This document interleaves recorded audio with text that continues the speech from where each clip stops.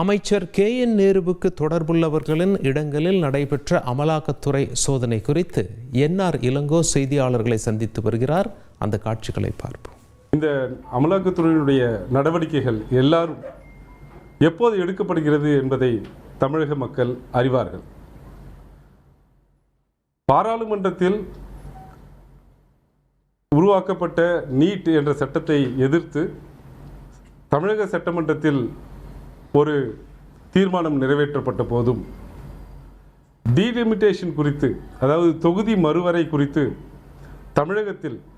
மாண்புமிகு தமிழக முதல்வருடைய ஒருங்கிணைப்பால்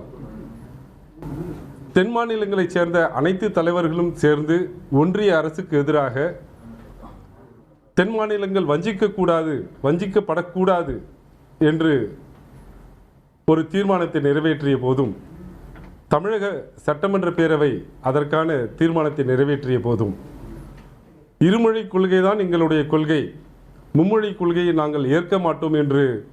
தமிழகம் சொன்னபோதும், தமிழக முதல்வர் அவர்கள் அதை சொன்னபோதும், பிறகு கடைசியாக வக்ஃப் பில் பாராளுமன்றத்தில் எப்படியாவது நிறைவேற்ற வேண்டும் என்று அவர்கள் துடித்த போது, தமிழக மக்கள் சார்பாக, தமிழக மக்களுடைய உணர்வாக தமிழக சட்டமன்ற பேரவையில் வக்ஃப் பில்லை எதிர்த்து ஒரு தீர்மானத்தை நிறைவேற்றிய போதும் இதற்கு சரியான பதில் இல்லாமல் அரசியல் அமைப்பின் பால் திராவிட முன்னேற்றக் கழகமும் மாண்புமிகு தமிழக முதல்வரும் எழுப்பிய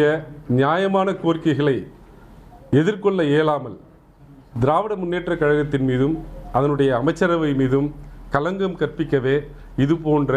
காலம் கடந்த சட்டத்தின் பால் அல்லாத சோதனைகள் நடைபெற்று வருகின்றன.